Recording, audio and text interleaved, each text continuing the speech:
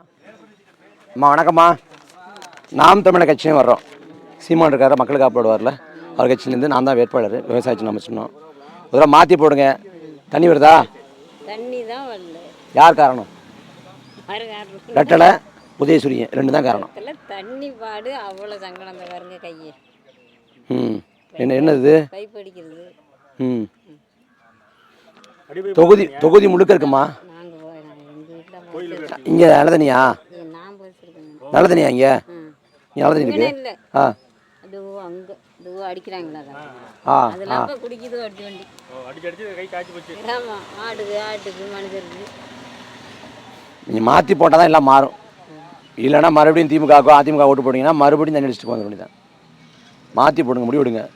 ரெட்டலைக்கு போட்டு பழக்கமாகிடுச்சு, உதயசனுக்கு போட்டு பழக்கமாகிடுச்சுன்னு சொல்லாதீங்க. மாற்றி போடுங்க. நீங்கள் மாற்றி போட்டால் எல்லாம் மாறும். இன்னும் 2 வாரத்துக்கு மிஞ்சி போனால் தண்ணியை கொடுக்குற மாதிரி இருக்கும். தேர்தல் நேரத்தில் கொடுப்பான். பார்த்தேன் தென்னம்பலம் அந்த பக்கம் தானே எல்லாம் சொன்னாங்க, தண்ணி பிரச்சனைனாங்க. நீங்கள் மாற்றி போடுங்க, எல்லாம் மாறும். நாங்கள் உங்களோட நிற்போம். நன்றிம்மா, நன்றிம்மா. விவசாயி, நீங்கள் விவசாயி தானே, அதான் சொன்னோம்.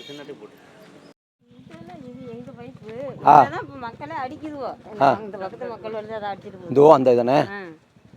சும்மா ஒரு போர் போட்டுருக்காங்க. அதில் தான் உங்கள் கையை காமிங்க. கையை மட்டும் காமிங்க. இல்லை 2 ஒன்றா வச்சு காமிங்க.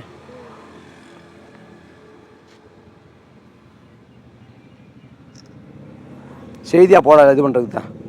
இந்த அடித்ததுனால இந்த பாருங்க, தண்ணி அடிக்கிறதுனால மூட்டு வலியா இல்லை வீங்கிடுச்சா? இந்த இதுனால எனக்கு சாதாரணமாக பார்த்து வலிக்குது.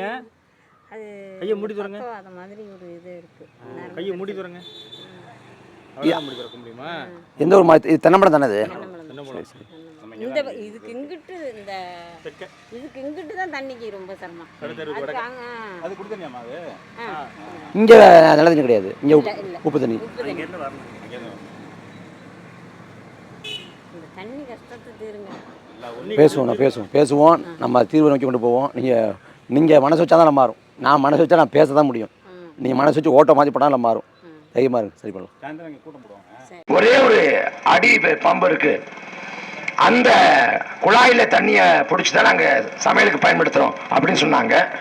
அதோடு சொன்னாங்க, அந்த குழாயை அடித்து என் கையெல்லாம் அப்படியே காய்ச்சி போச்சு பாருங்கப்பா அப்படின்னு காட்டினாங்க. அவங்களுக்கு எப்படி ஒரு 70 வயசுக்கு மேலே இருக்கும். இந்த தள்ளாத வயசில் அவங்க தண்ணி அடித்து மாறி மாறி அந்த பைப்பை அடித்து கை அப்படியே காய்ச்சி போயிருக்கிறத பார்க்க நேர்ந்துச்சு. அதே சமயத்தில் இந்த ஊர்லேருந்து 3 கிலோமீட்டருக்குள்ள 3 இடத்துல டாஸ்மாக் சாராய கடை இருக்கு அப்படின்னாங்க.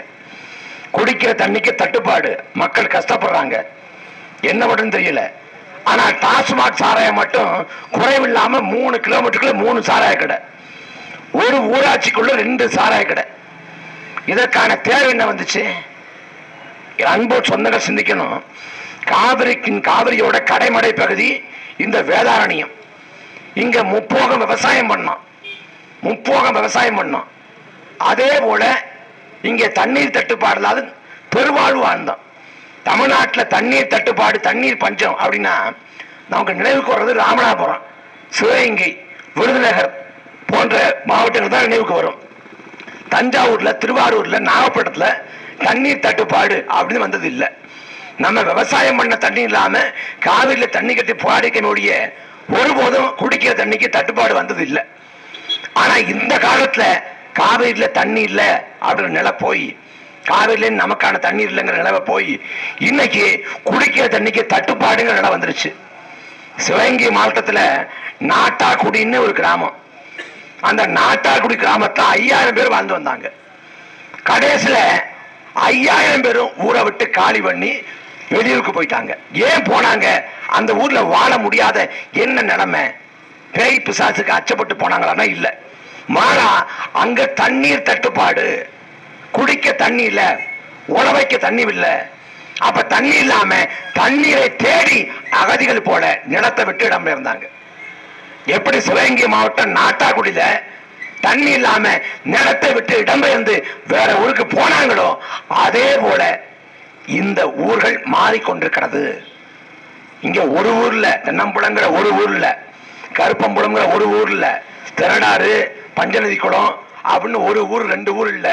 இந்த வேதாரண்யம் தொகுதி முழுமைக்கும் அந்த பக்கம் தலைஞாயிறு, இந்த பக்கம் வாய்மேடு, இப்படி எல்லா பகுதியிலையும் அதீதமான தண்ணீர் தட்டுப்பாடு. தலைஞாறு ஒன்றியத்துல துளசாபுரம்னு ஒரு பகுதி. அந்த துளசாபுரத்துல ஒட்டுமொத்த கிராம மக்களும் சேர்ந்து நாங்க இந்த தேர்தலில் வாக்கு செலுத்த போறதில்லைங்கிறாங்க. ஏன்னா அந்த அளவுக்கு தண்ணீர் தட்டுப்பாடு. என் அன்பு சொந்தங்கள் கவனிக்கணும். இன்னைக்கே இந்த அளவுக்கு தண்ணீர் தட்டுப்பாடு இருக்குன்னா இன்னும் 10 ஆண்டு காலம் கழிச்சு என்ன நிலைமை இருக்கும்? நம் காலத்துக்கு பிறகு நமது பிள்ளை காலம், நமது பேரன்பேத்தி காலம், இந்த காலத்துல இந்த ஊர், இந்த தென்னம்புலமும், இந்த கருப்பம்புலமும், இந்த திரடாரும், பஞ்சநதி குளமும், ஆயக்கரம் மூலமும், வாய்மேடும், தகட்டூரும் என்ன நிலைமையில் இருக்கும்? இன்னைக்கு இவ்வளவு சிக்கல்னா இன்னும் 10 ஆண்டு 15 ஆண்டு அடுத்த தலைமுறை வர்றப்ப தண்ணீருக்கு, சொட்டு நீருக்கு வழி இல்லாத நிலைக்கு நாம் தள்ளப்படுவோம். முழுக்க முழுக்க நீரற்ற நிலமாக மாறி போகும். அதை தடுத்து மீட்டை காப்பதற்கு திமுகவுக்கு, அதிமுகவுக்கு என்ன திட்டம் வச்சிருக்காங்க? ஒண்ணும் இல்லை. தேர்தலுக்கு தேர்தல் திமுக அதிமுக வாக்கிட்டு வந்து நிக்குது.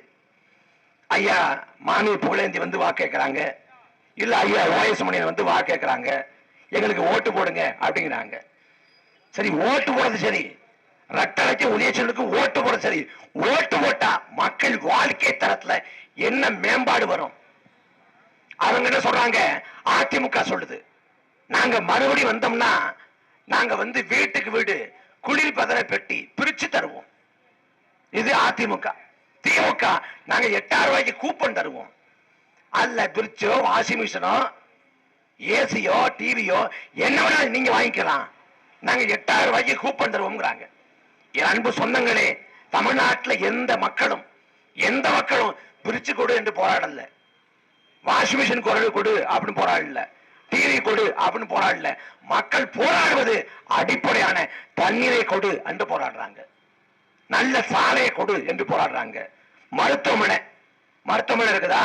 மருத்துவமனையில அடிப்படையான கட்டமைப்பு, அங்க எல்லா மருத்துவத்துக்குமான மருத்துவர், அங்க மருத்துவ உபகரணங்கள், நோயாளிகள் தங்குவதற்கான வசதி, அதை செய்து கொடு என்று போராடுறாங்க. ஆனா அதை செய்து கொடுக்காத இந்த அரசுகள், நான் பிரிச்சு தருவேன், நான் ஏசி தருவேன், நான் கரண்ட் தருவேன், எதுக்கு சொல்லுது? நமது வாழ்க்கை தரத்தை மேம்படுத்துவதற்கு எந்த திட்டமும் இல்லை. ஆனா அவங்க வைக்கிற திட்டம் எல்லாம் நம் வாக்கை பறிக்கணும். திமுக அதிமுகவுக்கு நமது வாழ்க்கையோ வாழ்வாதாரமோ அதை பத்தி எந்த கவலையும் இல்லை. தொகுதி முழுமைக்கும் தண்ணீர் தட்டுப்பாடு இருக்கலாம். ஆனா அந்த தொகுதியோட சட்டமன்ற உறுப்பினர் ஐயா ஓஎஸ் மணி வீட்டுல ஒரு நாள் தண்ணி தட்டுப்பாடு இருக்குமா? ஒரே ஒரு நாள். தொகுதி முழுமைக்கு மக்கள் அல்லல் படலாம். ஐயா ஓஎஸ் மணி வீட்டுல உழவைக்க தண்ணி இல்ல, அடுத்தவளை குடிக்க தண்ணி இல்ல அப்படின்னு நிலைமை இருக்கா? இல்ல. அவர் செல்வ செழிப்போடு நல்ல வாழ்க்கையை வாழ்ந்துகிட்டு இருக்கு. ஆனா நமக்கு அது புரியாம நான் ரெட்டலைக்கே போட்டு பழக்கம் ஆயிடுச்சு, உதய சொல்லுக்கே போட்டு பழக்கம் ஆயிடுச்சு. இந்த பழக்கத்தை வச்சு என்ன பண்ண போறீங்க?